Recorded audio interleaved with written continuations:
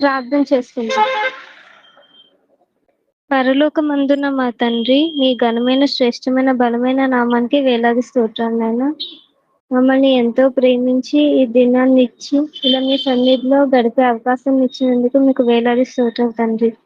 ఈ సెలవు దినాన్ని లోకల సమయాన్ని వృధా చేయకుండా మీ వాక్యం వినడానికి జాయిన్ అయిన పిల్లల్ని జ్ఞాపకం చేసుకున్నాయినా. వారి చదువులోను ఆరోగ్యంలోను మీరే నడిపించిన తండ్రి. వీళ్ళు నిన్న సమయానికి సండే స్కూల్లో జాయిన్ చేసిన వీళ్ళ తల్లిదండ్రులు కూడా జ్ఞాపకం చేసుకున్నాయినా.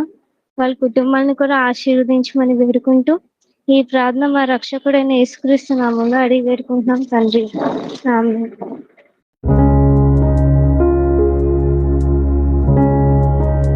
సో మనకి స్పెషల్ గా ఒక సాంగ్ నేర్పించడానికి భవానీ సిస్టర్ ఉన్నారు. సో ఒక 10 minutes సిస్టర్ నడిపిస్తారనమాట. మీకు ఒక కొత్త సాంగ్ నేర్పిస్తారు. మీరు జాగ్రత్తగా నేర్చుకుని మళ్ళీ ఆ సాంగ్ పాడాలి. ఓకేనా? వందనాలు సిస్టర్. వందనాలు సిస్టర్. వందనాలు సిస్టర్. నేర్పించండి sister. So children, are you ready? Yes.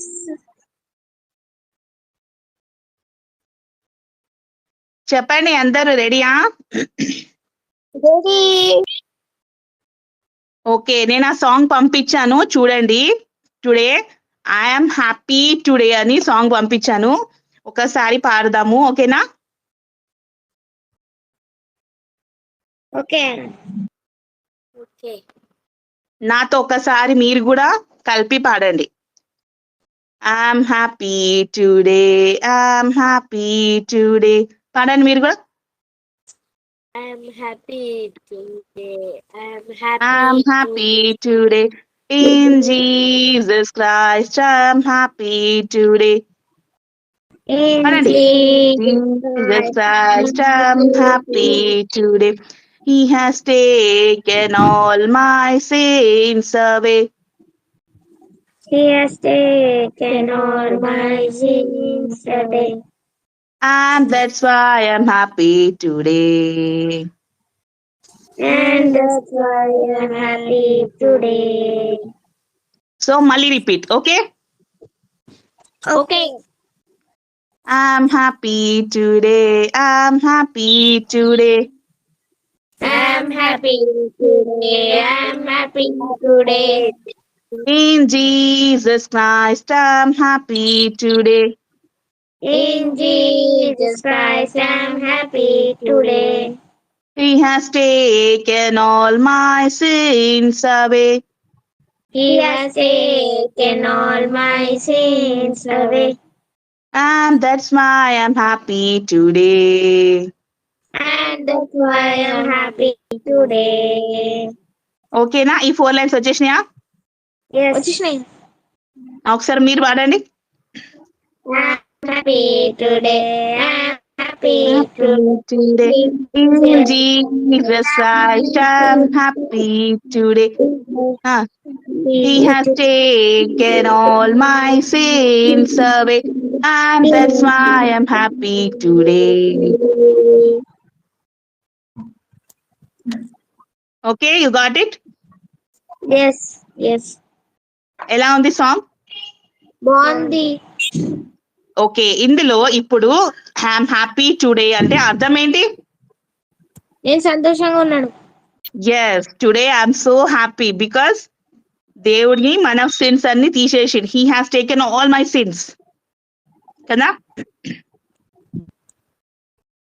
So ఇందులో 3 ఉన్నాయి వచనాలు. సో ఐఎమ్ సింగింగ్ ఒకటి, ప్రేయింగ్ ఒకటి అండ్ షేరింగ్ ఒకటి. సో ఇప్పుడు ఎలా పాడారో ఐఎమ్ హ్యాపీ టుడే అలాగే ఐఎమ్ సింగింగ్ కూడా జాయిన్ చేయాలి. ఓకేనా? Okay, next start. I'm singing today, I'm singing today. పాడండి. I'm singing today. In Jesus Christ, I'm singing today. In Jesus Christ, I'm singing today. He has taken all my sins away. He has taken all my sins away. And that's why I'm singing today. And that's why I'm singing today. So next, I'm praying today. I'm praying today. I'm praying today. I'm praying today. In Jesus Christ, I'm praying today. In Jesus Christ, I'm praying today. He has taken all my sins away. He has taken all my sins away. And that's why I'm praying today. And that's why I'm praying today. One more is sharing. Okay, sharing పెట్టి పాడదాం. Okay, I'm sharing today. I'm sharing today. I'm sharing today. I'm sharing today. In Jesus Christ, I'm sharing today. In Jesus Christ, I'm sharing today. He has taken all my sins away. He has taken all my sins away. And that's why I'm sharing today. And that's why I'm sharing today. Okay, now you got it? Yes. ఈజీగా ఉందా song? Yes. Easy. So ఇప్పుడు మొత్తం ఒకసారి అంతా కలిపి పాడదామా? పాడదాం. Okay start. మీరు కూడా పాడతారా లేదా నేనే పాడాలనా? మేము కూడా పాడతాం. Okay come on ready. I'm happy today. I'm happy today. In Jesus Christ, I'm happy today. He has taken all my sins away. And that's why I'm happy today. I'm singing, singing. I'm singing today. I'm singing today. In Jesus Christ, I'm singing today. He has taken all my sins away. And so that's why I'm singing today. I'm praying today. I'm praying today. In Jesus Christ, I'm praying today. He has taken all my sins away. And that's why I'm praying today. I'm sharing today. I'm sharing today. In Jesus Christ, I'm sharing today. He has taken all my sins away. And that's why I'm sharing today. Okay? Okay. How is the song? Nice. You like it? Yes. We like it. So ఈ song practice చేయండి. ఓకేనా? Next week మీరు ఈ song మొత్తం మీరే పాడాలి. Okay. ఓకేనా? Okay. Okay కీర్తి గారు, you will join. Yeah. Thank you sister, చాలా బాగా నేర్పించారు. Thank you so much. Thank you so much. Okay, ఎలా అనిపించింది సాంగ్? బాగుందా? మీరు కూడా చాలా ఫాస్ట్ గా నేర్చుకున్నారు. సో గ్రూప్ లో ఈ సాంగ్ ఉంది. సో నెక్స్ట్ వీక్ ఇంకా బాగా నేర్చుకొని సింగిల్ గా పాడాలి. ఓకేనా? ఓకే అక్క.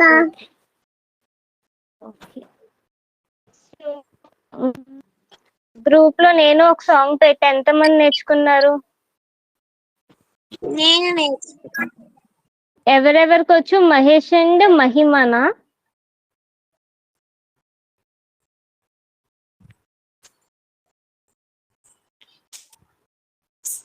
ఉన్నారా? మహేష్ అండ్ పాడతారా? కరెక్ట్ గా 2 minutes ఉంది. సో 2 minutes లో మీ సాంగ్ పాడాలి. Okay start. Gehazi, crazy life, Elisha, spiritual life. Gehazi, crazy life, Elisha, spiritual life. చెబుతాను వినండి, అందరికీ చాటండి, ఆలోచన చేయండి, ఆత్మలో నడవండి. చెబుతాను వినండి, అందరికీ చాటండి, ఆలోచన చేయండి, ఆత్మలో నడవండి. Gehazi, crazy life, Elisha, spiritual life. Gehazi, crazy life. Elisha, spiritual life. దాసుడుగా ఉన్నాడు గెహజీ, దారి తప్పిపోయాడు సర్జీ. దాసుడుగా ఉన్నాడు గెహజీ, దారి తప్పిపోయాడు సర్జీ. నయమాను సంపదను కోరాడు, నయమాను రోగాన్ని పొందాడు. నయమాను సంపదను కోరాడు, నయమాను రోగాన్ని పొందాడు. డబ్బు లక్షించి డబ్బైపోయాడు, కుష్టి రోగిగా సెటిల్ అయిపోయాడు. డబ్బు లక్షించి డబ్బైపోయాడు, కుష్టి రోగిగా సెటిల్ అయిపోయాడు. Gehazi, crazy life. Elisha, spiritual life. Gehazi, crazy life. Elisha, spiritual life. ఏలియాతో నడిచాడు ఎలీషా, అంతటిని విడిచాడు ఎలీషా. రెండంతుల ఆత్మను కోరాడు, వండర్ఫుల్ మిరాకిల్స్ చేశాడు. ఏలియాతో నడిచాడు ఎలీషా, అంతటిని విడిచాడు ఎలీషా. రెండంతుల ఆత్మను కోరాడు, వండర్ఫుల్ మిరాకిల్స్ చేశాడు. ఆత్మ నశించి అభిషేకం పొందాడు, యొర్దాను నదిని రెండు పాయలుగా చేశాడు. ఆత్మ నశించి అభిషేకం పొందాడు, యొర్దాను నదిని రెండు పాయలుగా చేశాడు. Gehazi, crazy life. Elisha, spiritual life. Gehazi, crazy life. Elisha, spiritual life. Amen. Very good, చాలా బాగా పాడారు. థ్యాంక్ యూ అక్క. Very good. ఇలా గ్రూప్స్ లో నేను సాంగ్ పెడుతూ ఉంటా, మీరు ఇలా నేర్చుకుంటే మీకు లెసన్స్ ఇంకా బాగా గుర్తుంటాయి అన్నమాట.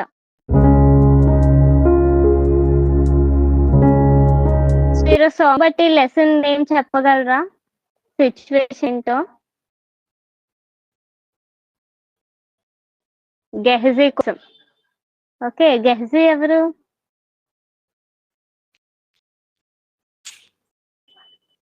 ఎలీషా ఎవరు? సో ఇవన్నీ తెలుసుకోవాలంటే మనం బైబిల్లోకి వెళ్ళిపోదాం మళ్ళీ. So last week first second classes and 5-6 classes కి లెసన్ అయ్యింది. ఈ వీక్ ఎవరికి అవుతుంది? 3-4 అండ్ 7-8. ఓకే, ఒక్కొక్క వీక్ ఒక్కొక్క క్లాస్ అన్నమాట. సో యాక్చువల్లీ ఆదాంది మనము కంటిన్యూ చెయ్యాలి, బట్ వాళ్ళది 1-2 క్లాసెస్ వాళ్ళది కాబట్టి అది నెక్స్ట్ వీక్ చెప్తాను. సో మీలో ఒక డౌట్ అడిగారు, ఆదాము హవ్వ పండు తిని ఎందుకు చనిపోలేదు, దేవుడు పండు తింటే చనిపోతారు కదా అని అడిగారు కదా, ఒకళ్ళు అడిగారు మీలో. సో దానికి చిన్న క్లారిటీ ఇస్తా. ఆదాము హవ్వ దేవుడు వద్దన్న పండుని తిని చనిపోతారు అని దేవుడు అంటారు, నేను వద్దన్న పండుని మీరు తింటే చనిపోతారని. కానీ ఆదం హవ్వ తప్పు చేసి ఆ పండుని తిన్నా సరే చనిపోరు. అది ఎందుకంటే దేవుడు అక్కడ చెప్పింది స్పిరిచువల్ డెత్ కోసం, ఫిజికల్ కాదు. అంటే ఆత్మీయంగా చనిపోతారు, అంటే ఇలా భౌతికంగా కాదు అక్కడ. సో ఇప్పుడు మనము తప్పు చేసాం అనుకో, మనము ఆత్మీయంగా అంటే స్పిరిచువల్ గా చనిపోతాం. దానికి అర్థం ఏంటంటే దేవుడికి దూరం అయిపోతాం. ఓకే, సో దేవుడికి దూరం అవ్వడమే స్పిరిచువల్ డెత్, ఆత్మీయ మరణం. సో ఆదాము హవ్వ అక్కడ చనిపోయారు. ఎలాగా? ఆత్మీయంగా చనిపోయారు, అంటే దేవుడికి దూరం అయిపోయారు. రీజన్ అది. సో నెక్స్ట్ వీక్ మీకు ఇది ఇంకా క్లారిటీగా తెలుస్తుంది ఆ లెసన్ లోకి వెళ్ళినప్పుడు. ఆ లెసన్ లోకి వెళ్ళినప్పుడు మనకి ఈ విషయం క్లారిటీగా తెలుస్తుంది అనమాట. ఈ రోజు మనం వినబోతున్న లెసన్ ఏంటి మరి? నీతోనే దేవుడు. ఎవరితో దేవుడు? నీతోనే దేవుడు. ఓకే, లాస్ట్ వీక్ లెసన్ ఏంటి? నీ కోసం సృష్టి. మరి లెసన్ ఏంటి? Very good. ఈ రోజు ఏంటి? నీ కోసం దేవుడు. కనిపిస్తున్నానా నేను? ఓకే, నీతోనే దేవుడు. మనతో దేవుడు అంటే అర్థం ఏంటి?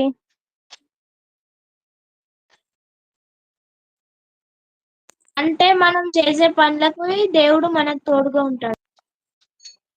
Very good. అంటే మనం ఎక్కడికి వెళ్ళినా, ఏ ప్లేస్ లో ఉన్నా, ఏ టైంలో అయినా మనతో ఎవరు ఉంటారంట? దేవుడు ఉంటారు. ఓకే, ఈ సెకండ్ దేవుడు లేదని చెప్పడానికి లేదు. ఎవ్రీ సెకండ్ దేవుడు మనతోనే ఉన్నారనమాట. సో దేవుడు మనతో ఉన్నారు కాబట్టి మనం ధైర్యంగా ఉండాలి. అవునా కాదా? ధైర్యంగా ఉండాలి. సో దేవుడు మనతో ఉన్నారు కాబట్టి ధైర్యంగా ఉండాలి. ధైర్యంతో పాటు కూడా ఇంకోటి ఉండాలి. ఏంటది? ధైర్యం ఉండాలి. ఓకే, దాంతో పాటు ఇంకేం ఉండాలి?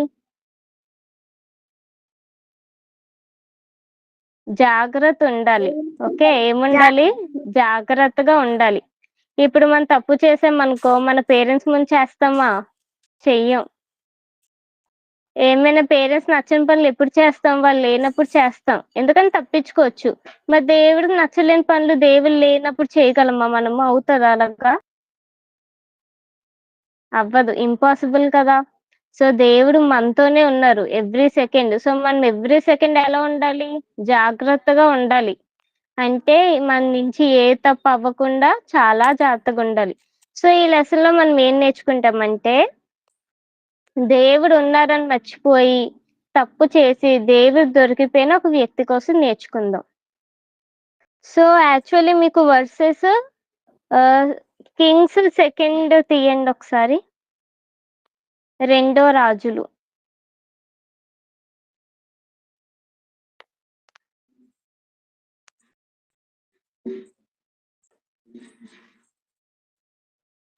ఫిఫ్త్ చాప్టర్, 2 రాజులు 5th chapter, second Kings 5th chapter.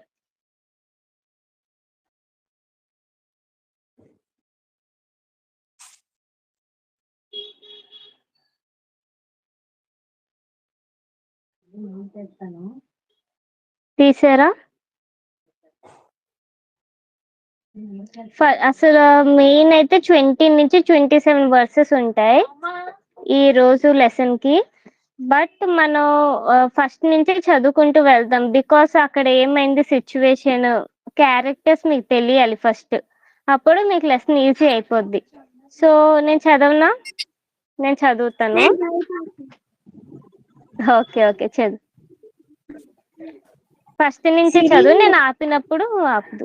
చదువు. సిరియరాజు సైన్యాధిపతి అయిన నయమాను అను నొక నుండెను. అతని చేత యెహోవాయే సిరియా దేశమునకు జయము కలుగజేసి ఉండెను గనుక అతడు తన యజమానుని దృష్టికి గనుడై దయ పొందిన వాడ అనేయు. అతడు పరాక్రమశీలై ఉండెను గాని అతడు కుష్ఠరోగి. సిరియనులు గుంపులుగా బయలుదేరి ఇశ్రాయేలు దేశము మీదికి పోయి ఉండిరి. వార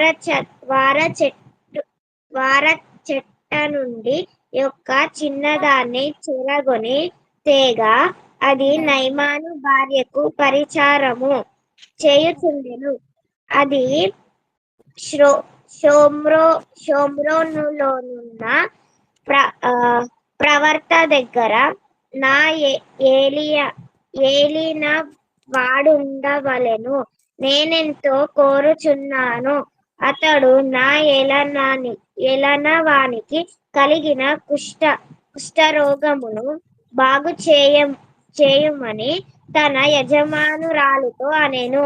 నయమాను రాజునొద్దకు పోయి ఇశ్రాయేలు దేశపు చిన్నది చెప్పిన మాటలను అతనికి తెలియజేయగా, సిరియా రాజు నేను ఇశ్రాయేలు రాజునకు దూత చేత పత్రిక పంపించేదని ఆజ్ఞ ఇచ్చెను గనుక అతడు 20 మణుల వెండియ 20,000 రూపాయలు బంగారును 10 దస్తుల బట్టలను తీసుకొని పోయి ఇశ్రాయేలు రాజునకు పత్రికను అప్పగించెను.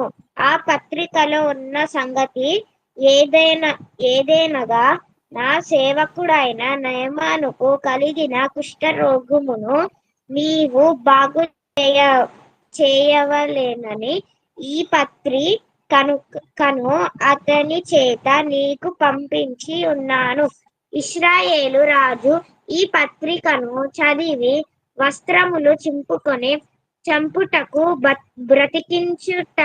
బ్రతికించుటకును నేను దేవుడునా ఒకనికి కలిగిన కుష్టి రోగమును మాన్పుమని నా యొద్దకు ఇతడు పంపుట ఏమి? నాతో కలహమునకు కారణము అతడు ఎట్లు వెదుకుచున్నాడో మీరు ఆలోచించుడనెను.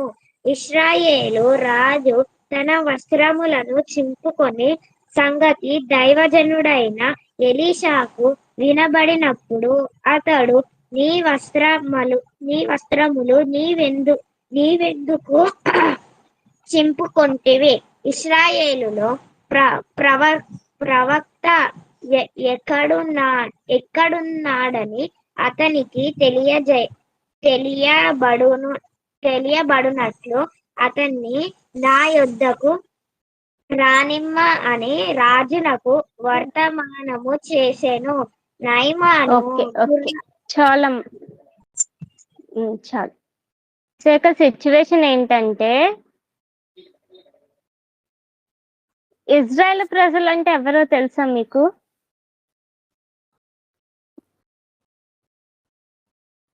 ఓకే, ఈ వీక్ కి ఇజ్రాయెల్ ప్రజలు అంటే ఇప్పుడు మనం క్రిస్టియన్స్ ఎలాగా మనం క్రైస్తవులమేనా?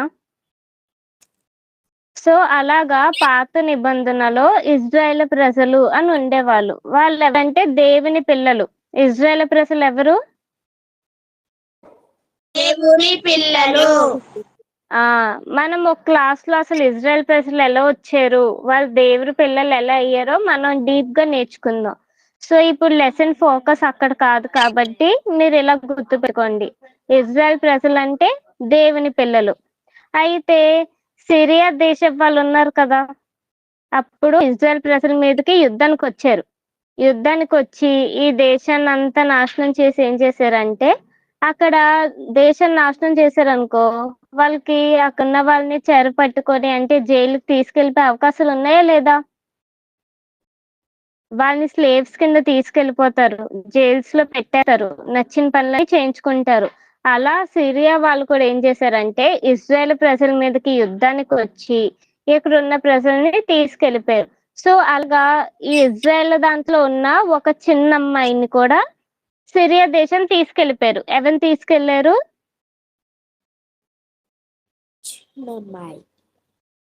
Very good. ఒక ఆ చిన్న అమ్మాయి ఏ ఊరు అమ్మాయి? ఇజ్రాయెల్ ప్రజలకు సంబంధించిన అమ్మాయి.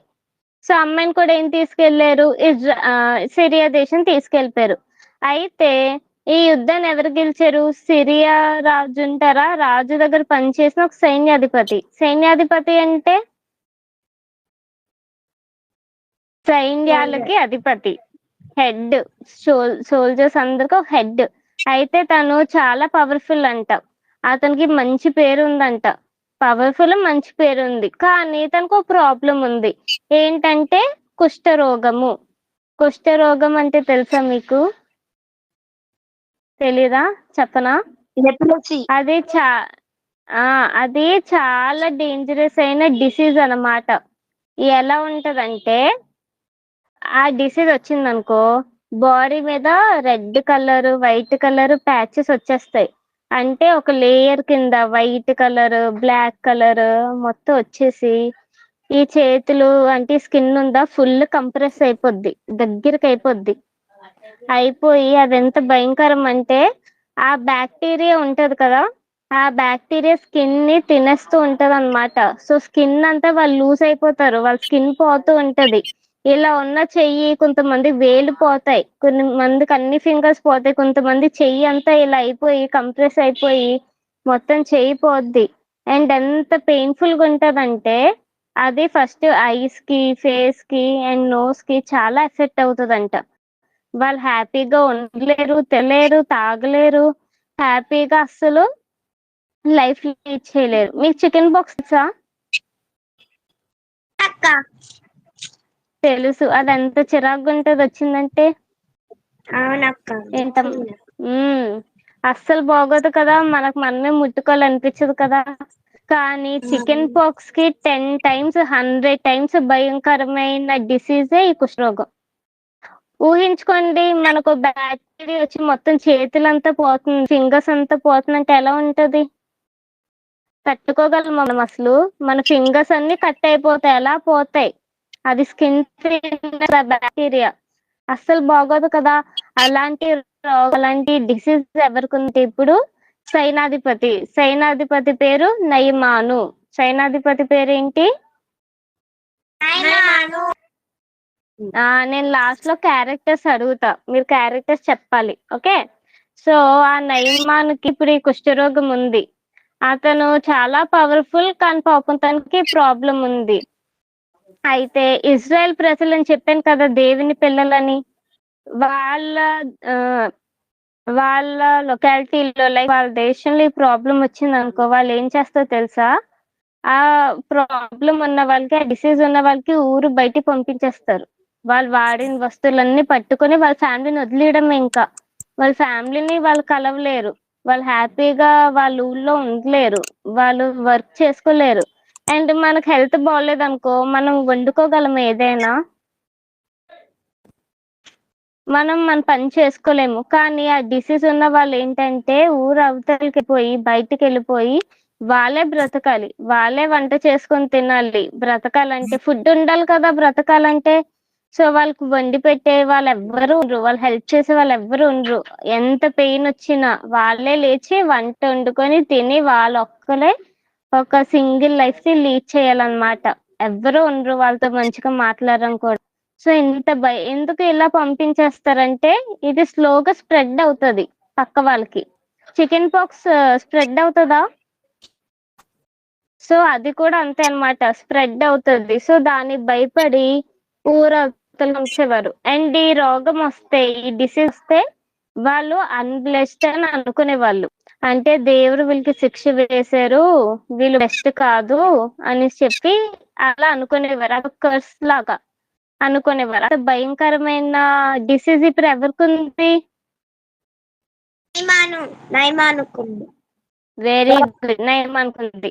అయితే ఇజ్రాయెల్ దేశం నుంచి ఒక చిన్న అమ్మాయిని తీసుకొచ్చారు అని చెప్పాను కదా, ఒక అమ్మాయిని.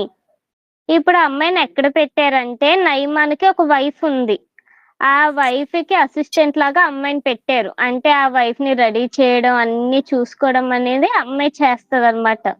సో మనల్ని ఇంకో దేశం నుంచి బలవంతంగా తీసుకెళ్ళిపోతే మనకు కోపం వస్తుందా రాదా?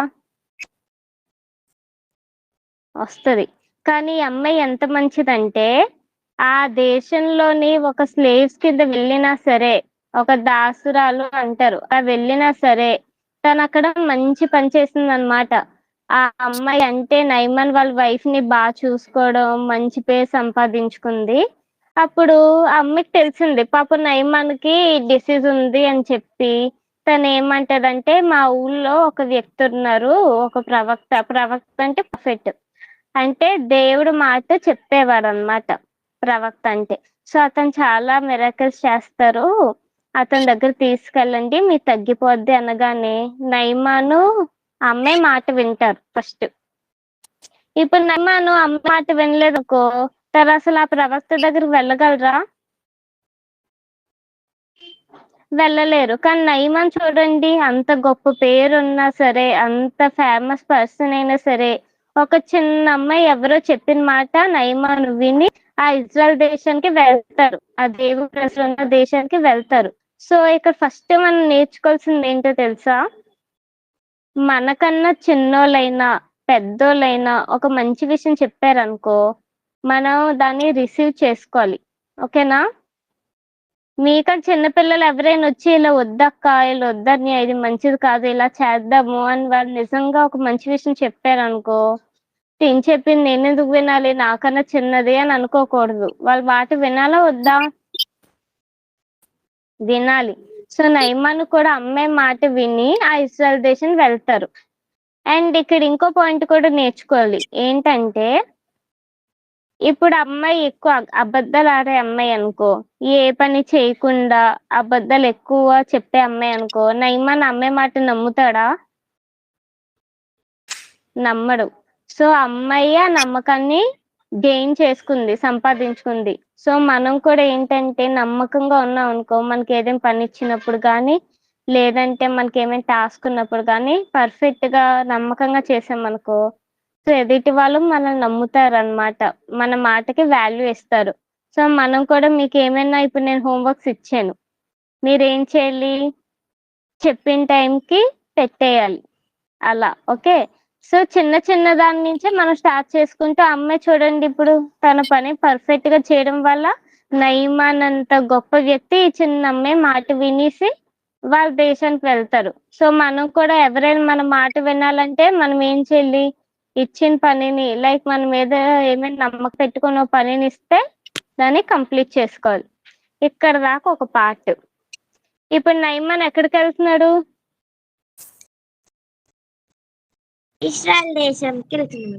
వెరీ గుడ్, ఇజ్రాయెల్ దేశానికి వెళ్తున్నారు. అయితే ఇజ్రాయెల్ దేశానికి వెళ్లే ముందు ఇజ్రాయెల్ రాజు ఉంటారు కదా, రాజు తెలుస్తుంది, ఒక లెటర్ వస్తుంది, ఇలా నయమాన్ మీ ఊరికి వస్తున్నారు, మీ దేశానికి, ఇలా తనకి ప్రాబ్లం ఉంది, ఈ ప్రాబ్లం మీలో ఒక అతను తీరుస్తారంట కదా, అందుకే వస్తున్నారు అని చెప్పి ఒక లెటర్ రాగానే ఇజ్రాయెల్ రాజు టెన్షన్ పడిపోతారు. టెన్షన్ పడిపోయి బట్టలన్నీ చింపేసుకుంటారు బాధతో. ఎందుకు టెన్షన్ పడుతున్నారంటే, ఆల్రెడీ సిరియా వాళ్ళు వచ్చి వాళ్ళ దేశాన్ని నాశనం చేసి అక్కడ కొంతమందిని పట్టుకెళ్ళిపోయారు. మళ్ళీ ఇప్పుడు ఎందుకు వస్తున్నారు, ఇప్పుడు నేను ఇతను బాగు చేయకపోతే మళ్ళీ నా మీద కోపడిపోతారేమో, మన దగ్గర ఎవరు ఉన్నారు, నేను ఏమైనా దేవుడిని బాగు చేసేయడానికి అని చెప్పి ఇస్రాయేల్ టెన్షన్ పడితే ఇప్పుడు ఒక హీరో వస్తారు. ఎవరా హీరో? ఎలీషా. ఎవరు? ఎలీషా. ఎలీషా అంటారు, వస్తే రాని ఎందుకు భయపడుతున్నారు, ఒక ప్రవక్త ఉన్నారు, ఒక దేవుడు మాట చెప్పే ప్రవక్త ఉన్నారు అని తనకి తెలియాలి కదా, రాని అని చెప్పి కూల్ గా ఉన్నారనమాట. అప్పుడు ఈ నయమాన్ ఏం చేస్తారంటే ఎలీషా దగ్గరికి వెళ్తారు. ఓకే. ఎలీషా ఇప్పుడు మన హీరో అనమాట. ఓకే. ఎలీషా దగ్గరికి వెళ్తే ఎలీషా ఏంటి అవి ఇవి ఏమి చేయమని చెప్పరు. పాపం నయమాన్ ఏమనుకుంటారంటే, నాకు ఈ రోగం అంటే ఈ డిసీజ్ పోవాలంటే నేను పెద్ద పెద్ద పనులు ఏవో చెయ్యాలేమో, ఎందుకంటే డిసీజ్ చాలా భయంకరం కదా, అలా అనుకొని వెళ్తే నయమాను నయమాన్ అలా వెళ్తే ఎలీషా జస్ట్ యోర్దాను నదిలో 7 సార్లు మునిగి లెగమని చెప్తారు. ఎన్నిసార్లు? 7 సార్లు. 7 times. అప్పుడు ఈ మాట నయమాన్ విని కోపం వచ్చింది. పెద్ద పెద్ద నదులు ఉన్నాయి, దమస్కులోని ఒక ఊరు ఉంటది, అందులో పెద్ద పెద్ద నదులు ఉన్నాయి, అందులోనే మునిగి లెగమన్న పొన్ను లేచిందనేమో, ఏదో చిన్న యోర్దాను నదిలో మునిగి లేమంటున్నారు ఏంటి, అసలు నేను ఎవరో తెలుసా, సేనాధిపతి, నాకు ఇంత చిన్న చిన్న పనులు నార్మల్ గా చిన్న నదిలో లెగమంటున్నారు ఏంటి, నాతో జోక్స్ చేస్తున్నారా అని చెప్పి కోప్పడి అక్కడి నుంచి వెళ్ళిపోతారు నయమాన్. వెంటనే ఇంకో దాసుడు వస్తారు. దాసుడు వచ్చి, లేదు అతను చాలా చాలా మిరాకిల్స్ చేశారు, అతనికి అన్ని సాధ్యమే, తన మాట విని చెప్పింది చెయ్యండి అని అనగానే నయమాను మళ్ళీ పొగరుగా వెళ్ళిపోకుండా, సరేలే మరి ఇంత మంది చెప్తున్నారు కదా అనేసి అప్పుడు ఎలీషా చెప్పిన మాట విని ఏం చేస్తారు, యోర్దాను నదిలో 7 times మునిగి లెగుస్తారు. ఎలాగా? 7 times మునిగి లేచారు. 7 times మునిగి లెగ్గానే ఇక చూడండి వర్ష చాలా బాగుంటది.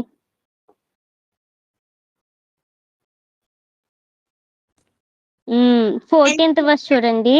అతడు పోయి దైవజనుడు చెప్పినట్లు యోర్దాను నదిలో 7 మారులు మునగగా అతని దేహము పసిపిల్ల దేహము వలనే అతడు శుద్ధుడాయను. చూసారా ఈ వర్ష ఎంత బాగుందో, అంటే ఒక దైవజనుడు మాట విని 7 times ములిగి లెగ్గానే అంట మొత్తం బాడీ అంతా ఒక చిన్నపిల్లల బాడీలో అయిపోయింది. చిన్నపిల్లల బాడీ చూసారు ఎప్పుడైనా, చాలా సాఫ్ట్ గా ఉంటది, క్లియర్ గా ఉంటదా. సో మొత్తం చెయ్యి అంతా పోయి మొత్తం ఇదంతా ప్యాచెస్ పడిపోయి పట్టుకోవడం కూడా బాగాలేని స్కిన్ ఎలా అయిపోయిందంట, పసిపిల్లల బాడీలా అయిపోయింది అనమాట. ఎందుకు? జస్ట్ ఒక దైవజనుడు మాట వినడం వల్ల. అంతేనా? చూడండి, దైవజనుడు మాట విని అలా చేశారు అని ఉంది. సో ఇప్పుడు మన చర్చ్ లో కూడా ఉన్నారా? టీచర్స్ ఉన్నారా? ఉన్నారా లేదా? సో వాళ్ళ మాట మనం వినాలా వద్దా? వినాలి అక్క. Yes, very good. వాళ్ళ మాట మనం వినాలి. ఓకే, సో ఇప్పుడు దైవజన మాట విని చేయడం వల్లే ఎంత స్వస్థత వచ్చింది. సో మనకు కూడా మన ప్రీవియస్ మాట విన్నాం అనుకో, మనకు కూడా మంచి జరుగుతుంది అనమాట. సో ఇప్పటి నుంచి మీ చర్చ్ లో ఉన్న ప్రీచర్స్ మాట వింటారా వినరా? వింటారా? వినకపోతే శిక్ష పడుతుంది. అదే వింటే మంచి సర్ప్రైజెస్ ఉంటాయి. దేవుడు మీకు అంత బాగా బ్లెస్ చేస్తారు. ఓకే, సో ప్రీచర్స్ మాట, పెద్దవాళ్ళ మాట చర్చ్ లో ఎప్పుడు వింటూ ఉండాలన్నమాట. ఓకే, సో ఎందుకంటే వాళ్ళు చెప్పిన మాటలు ఎక్కడి మాటలు చెప్తారు? వాళ్ళు నచ్చిన మాటలు చెప్తారా?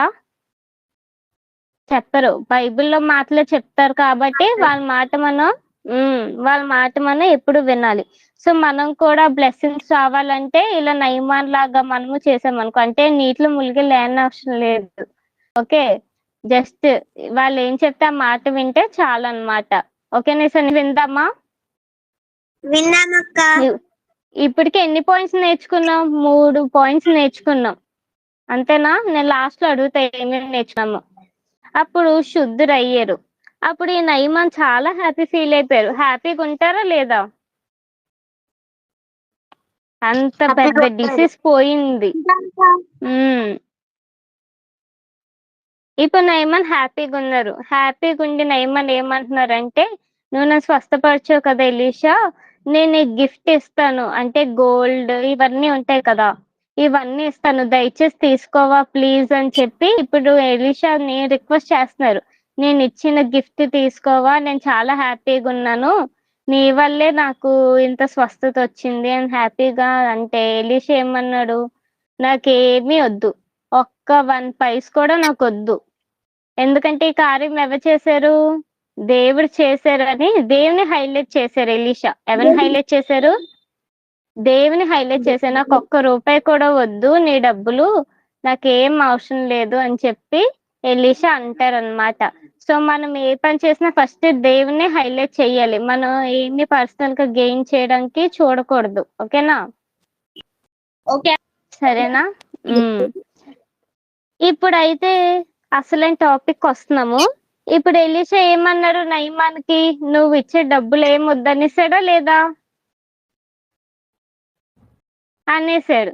కానీ నయమాన్కి ఒక దాసుడు ఉన్నారు. నయమాన్ కాదు, ఎలీషాకు ఒక దాసుడు ఉన్నారు. అతను ఎవరంటే గెహజీ. ఎవరు? ఆ హీరో ఎలీషా అనుకున్నాము. ఇప్పుడు విలన్ ఎవరు? గెహజీ. ఇప్పుడు విలన్ స్టోరీ వస్తుంది అనమాట. అసలు ఏం చేశాడో మరి చూద్దామా? విలన్ కోసం అసలు హీరో అంటే ఓకే, విలన్ లేకపోతే ఇంట్రెస్టింగ్ గా లేదు కదా. సో ఇప్పుడు విలన్ కూడా వచ్చేసారు మనకి. ఇప్పుడు ఏమైందో చూద్దాం. ఓకే, అంతటా దైవజనుడైన ఎలీషాకు సేవకుడగు గెహజీ, గెహజీ సిరియునుడైన ఈ నయమాను తీసుకువచ్చిన వాటన్నిటిని అంగీకరించుటకు నా యజమానునికి మనసు లేకపోయాను గాని, యెహోవా జీవం తోడు నేను పరిగెత్తుకొని పోయి అతన్ని కలుసుకొని అతని యొద్ద ఏదైనా తీసుకుందని అనుకోనేను. ఇప్పుడు గెహజీ ఏమంటున్నాడు? నయమాన్ అంత డబ్బు ఇస్తానన్నారు, అన్ని గోల్డ్ ఇస్తానన్నారు, ఏటో నా యజమానుడు అంటే హెడ్ అనమాట, ఎలీషా తీసుకోడంటున్నారు, కానీ నేను ఖచ్చితంగా తీసుకుంటాను, గాడ్ ప్రామిస్, నేను వెళ్ళి తీసేసుకుంటానట. సో ఏం చేశారు? పరిగెత్తుకొని వెళ్ళిపోయాడు అనమాట. సో నయమాన్ ఏం చేశాడు? ఎలీషాకి ఇస్తానంటే ఎలీషా వద్దనేసాడు. సో నయమాన్ ఇంక ఇంటికి వెళ్ళిపోతున్నాడు. సో ఇప్పుడు ఈ గెహజీ ఏం చేశారు? అబ్బా మా యజమానులు వద్దన్నారు, నేనెందుకు వదులుకోవాలని చెప్పి వెంటనే నయమాన్ వెనకాల పరిగెట్టుకుంటూ వెళ్తున్నారు అనమాట. అయితే నయమాను కలుసుకున్నట్టుకై పోవుచుండగా నయమాను తన వెనుక నుండి పరుగున వచ్చుచున్న వాణ్ణి చూచి తన రథము మీద నుండి దిగి వాణ్ణి ఎదుర్కొని క్షేమమా అని అడిగెను. అతడు క్షేమమే అని చెప్పి, నా యజమానుడు నా చేత వర్తమానము పంపి ప్రవక్తల శిష్యులలో 2 యవ్వనులు ఎఫ్రాయిము మన్యం నుండి నా యొద్దకు ఇప్పుడే వచ్చిరి గనుక నీవు వారి కొరకు 2 మనుగుల వెయ్యి 2 దుస్తులు బట్టలును దయచేయమని సెలవిచ్చుడు నేను. అంటే ఇప్పుడు గెహజీ ఏం చేశాడు, నయమాన్ వెనకాల ఫాస్ట్ పరిగెట్టుకొని వెళ్తే అది నయమాన్ చూసి రథము అంటే తను వెళ్తున్నారు కదా ఆ వెహికల్ నుంచి కిందకి దిగి ఏమైంది అంతా ఓకేనని గెహజీని అడిగారు. గెహజీ ఎవరు ఇప్పుడు?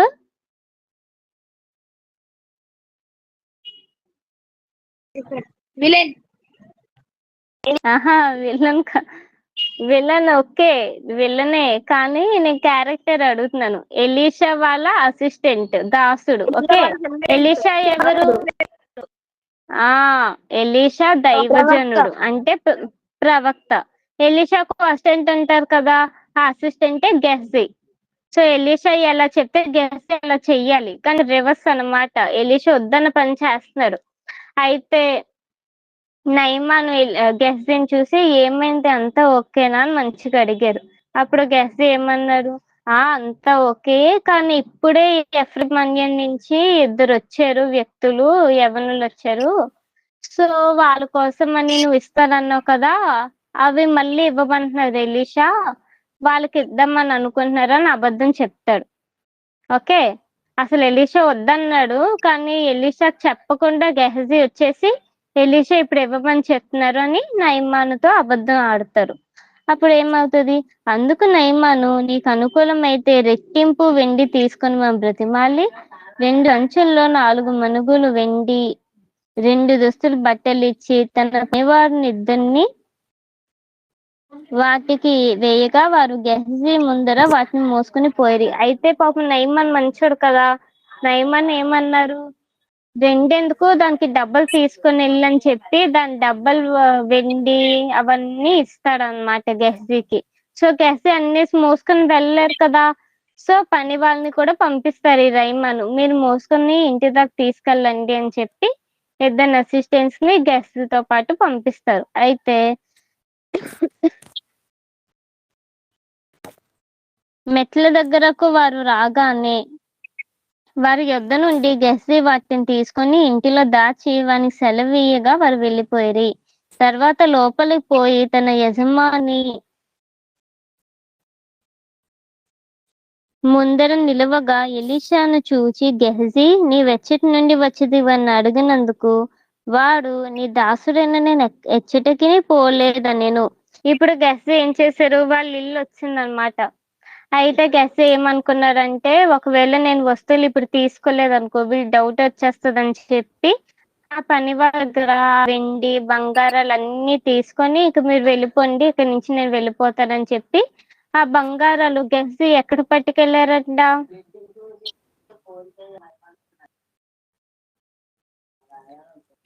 ఎక్కడ పట్టుకెళ్ళు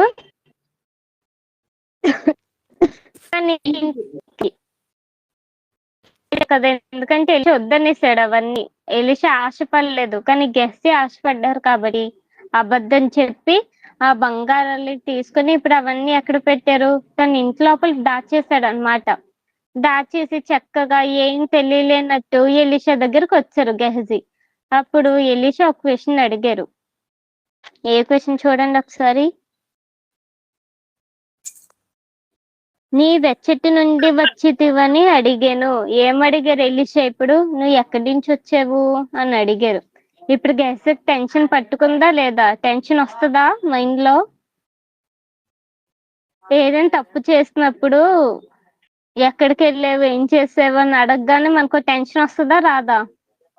ఇప్పుడు మీరు పెన్సిల్ దొంగతనం చేశారు మీ ఫ్రెండ్స్ దగ్గర, మీ మమ్మీ చూసి ఈ పెన్సిల్ ఎవరిది అని అడగగానే మనకు టెన్షన్ స్టార్ట్ అవుతుందా? అలాగే ఎలీషా ఒక క్వశ్చన్ అడిగారు, నువ్వు ఎక్కడి నుంచి వచ్చావు అనగానే ఇప్పుడు గెహజీ టెన్షన్ స్టార్ట్ అయింది. వెంటనే అబద్ధం ఆడేశారు. ఏం చెప్పాడు, నేను ఎక్కడికి వెళ్ళలేదే ఇక్కడే ఉన్నాను అని చెప్పి అబద్ధం ఆడారు. ఏం చెప్పాడు, నేను ఎచ్చటికి వెళ్ళలేదు ఇక్కడే ఉన్నాను. అలా అబద్ధం ఆడడం వల్ల ఇప్పుడు ఎంత ప్రమాదం ఏందో చూడండి. అంతటా ఎలీషా వారితో, ఆ మనుష్యుడు తన రథము దిగి నిన్ను ఎదుర్కొనుటకు తిరిగి వచ్చినప్పుడు నా మనసు నీతో కూడా రాలేదా? ద్రవ్యమును వస్త్రమును ఎడ్లను దాసదాసీలను సంపాదించుకున్నటకు ఇది కాబట్టి నయమాను కలిగిన కుష్టు నీకును నీ సంతతికిని సర్వకాలము అంటియుండును అని చెప్పి వారు మంచు వల్ల తెల్లనైన కుష్ఠము కలిగి ఎలీషా ఎదుటి నుండి బయటికి వెళ్ళాను. ఇప్పుడు ఎలీషా ఏమన్నారంటే, నువ్వు అక్కడికి వెళ్ళినప్పుడు అంటే నయమాను దగ్గరికి వెళ్ళినప్పుడు నా మనసు నీతో పాటు రాలేదనుకుంటున్నావా, నేను చూడలేదనుకుంటున్నావా, నాకు తెలీదా అని చెప్పారు. అదైతే నయమాన్ ఇక్కడే ఉన్నారు, గెహజీ అక్కడికి వెళ్ళినట్టు ఎలీషాకి ఎలా తెలిసింది? ఎలీషా ఇక్కడే ఉన్నారు కదా, మరి గెహజీ వెళ్ళినట్టు ఎలా తెలిసింది? తెలిసిపోతుంది అంతే. ఎలీషా ఎవరు? ప్రవక్త. ప్రవక్తకు అన్ని తెలుస్తాయి. ఓకే, ప్రవక్తకు అన్ని విషయాలు తెలుస్తాయి. సో నా మనసు నీతో రాలేదా అంటే నేను చూడలేదు అనుకుంటున్నావా, నాకు తెలియదు అనుకుంటున్నావు నువ్వు వెళ్ళినట్టు. ఇప్పుడు మనీ సంపాదించుకోవడానికి, గోల్డ్ వెండి సంపాదించుకోవడానికి ఇదేమైనా టైమా నీకు అని చెప్పి ఎలీషా కోప్పడి ఒక పెద్ద శిక్ష వేస్తారనమాట. ఏంటో తెలుసా శిక్ష? చెప్పగలరు ఎవరైనా ఏ శిక్ష వేశారో? కుష్టి శిక్ష. ఇప్పుడు నయమాన్, వెరీ గుడ్. ఇప్పుడు నయమానుకున్న కుష్ఠరోగము ఇప్పుడు ఎవరికి వచ్చింది? గెహజీకి వచ్చింది. Very good. ఇప్పుడు నయమానుకున్న కుష్ఠరోగం నీకు వస్తుంది అని చెప్పి ఇంకొక ప్రాబ్లం ఏంటంటే ఆ కుష్ఠరోగం గెహజీ ఒక్కడికే కాదంట, వాళ్ళ ఫ్యామిలీ అంతా తరతరాలు వస్తుందంట, వాళ్ళ ఫ్యామిలీకి అంటుకుంటది అని చెప్తాడనమాట. సో ఇప్పుడు మన వల్ల మన ఫ్యామిలీ సఫర్ అయితే బాధ కాదా? కాదేనా? పాప ఇక్కడ గెహజీ తప్పు చేశాడు, మొత్తం ఫ్యామిలీ అంతా హ్యాపీగా ఉండొచ్చు ఆ డబ్బులన్నీ ఉంటే అనేసి అనుకున్నాడు. కానీ ఇప్పుడు ఏంటి, గెహజీకి ఆ రోగం వచ్చింది. ఇప్పుడు ఎంత మనీ ఉన్నా హెల్త్ బాగోపోతే హ్యాపీగా ఉండగలమా? లేదు కదా. నయమానికి ఆ వాల్యూ తెలుసు, ఎందుకంటే ఆ రోగం అంత డబ్బులున్నా హ్యాపీగా లేరు నయమాను. సో ఈ ప్రాబ్లం పోగానే ఎంత డబ్బులు ఇచ్చడానికైనా నయమాన్ రెడీ అయితారు, అవునా కాదా?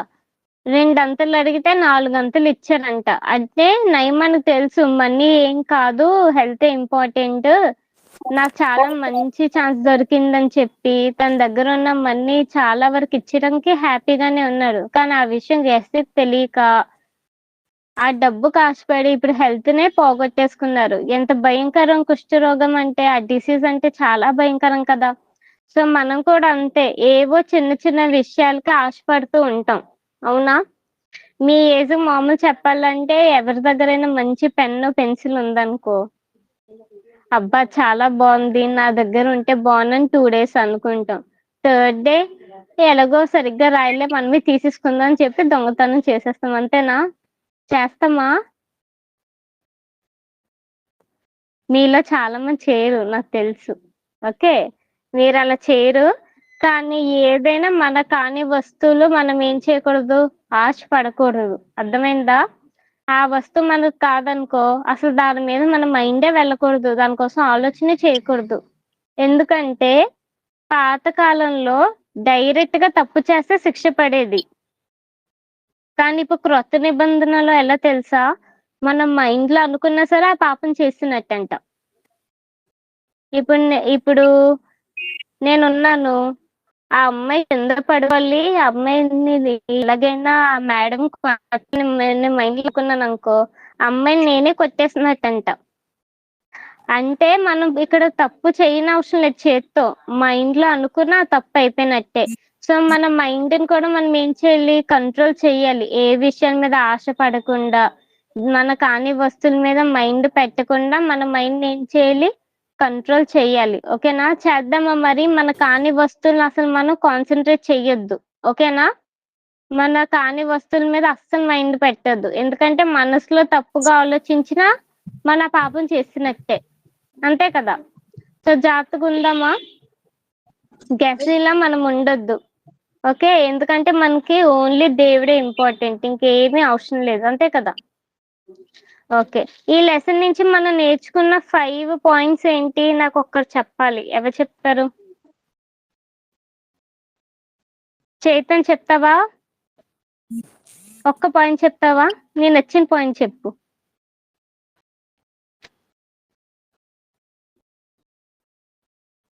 అక్క నేను లేట్గా వచ్చాను అక్క, లేట్గా జాయిన్ అయినా.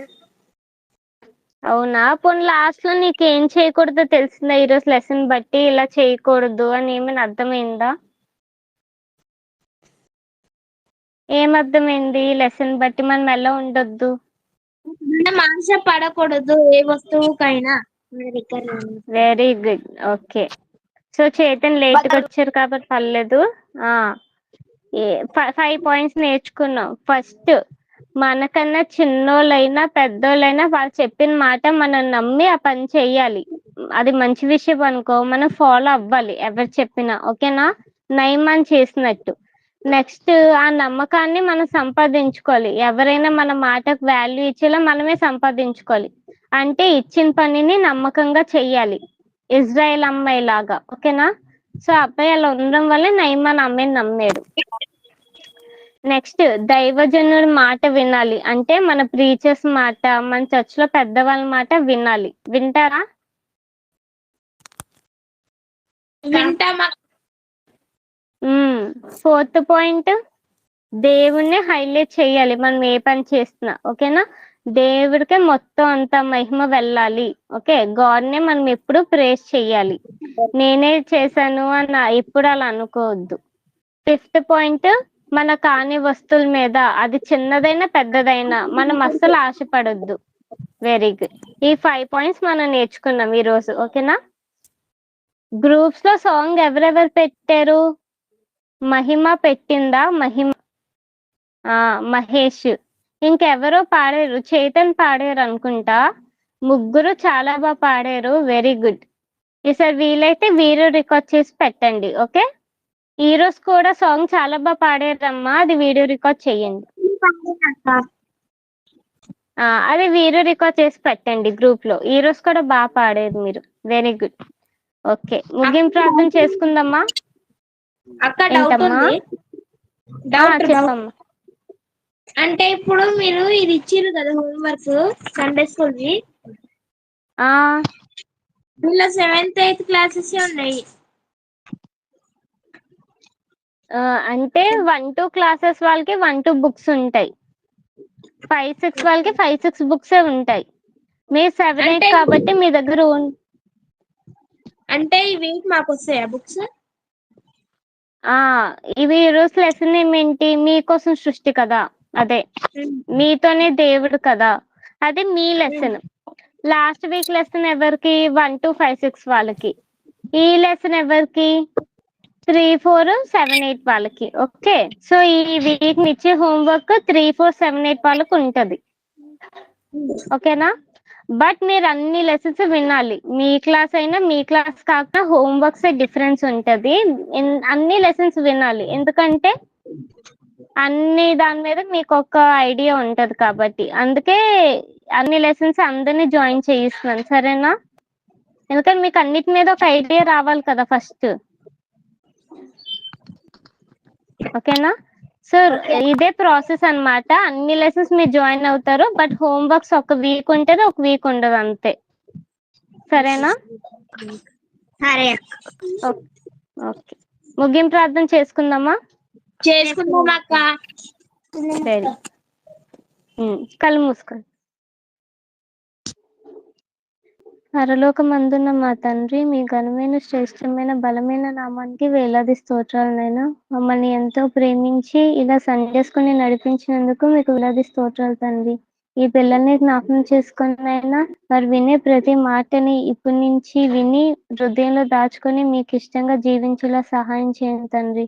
వారు ఇప్పటి నుంచి మీ సేవలో ఎదిగి మీకు ఇష్టమైన జీవితాన్ని జీవించేలా సహాయం చేయండి అయినా. అలాగే వారు చెప్పబోతున్న నాకు కూడా తగిన జ్ఞానం దయచేసి నడిపించమని వేడుకుంటున్నాం తండ్రి. ఇంకా ఎక్కడైతే సండే స్కూల్స్ అవుతున్నాయో అక్కడంతా మీరే నడిపించండి ఆయన. ఇప్పుడు దాకా ఈ పిల్లల్ని ఇలా సండే స్కూల్లో జాయిన్ చేయించి నడిపిస్తున్న వీళ్ళ తల్లిదండ్రులను కూడా జ్ఞాపకం చేసుకుని తండ్రి, వాళ్ళని ఆశీర్వదించి వాళ్ళ కుటుంబాన్ని నడిపించమని వేడుకుంటున్నాం నాయన. అలాగే ఈ పిల్లల చదువులోనూ ఆరోగ్యంలోనూ మీరే నడిపించమని వేడుకుంటూ, మీ చిత్తం అయితే వచ్చే వారం కూడా ఇలా కలుసుకునే అవకాశాన్ని దయచేయమని వేడుకుంటూ, ఈ ప్రార్థన మా రక్షకుడైన యేసుక్రీస్తు నామములో అడిగి వేడుకుంటున్నాం తండ్రి. ఆమేన్. ఆమేన్.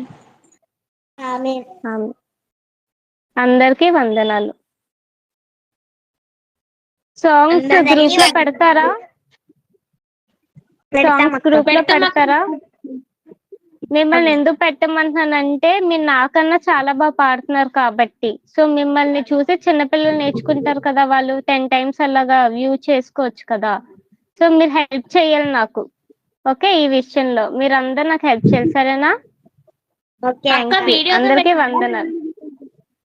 వీడియోతో పెడితే బెస్ట్, ఓకే? వీడియోతో పెట్టండి, ఓకే? Okay, thank you. అందరికీ వందనాలు.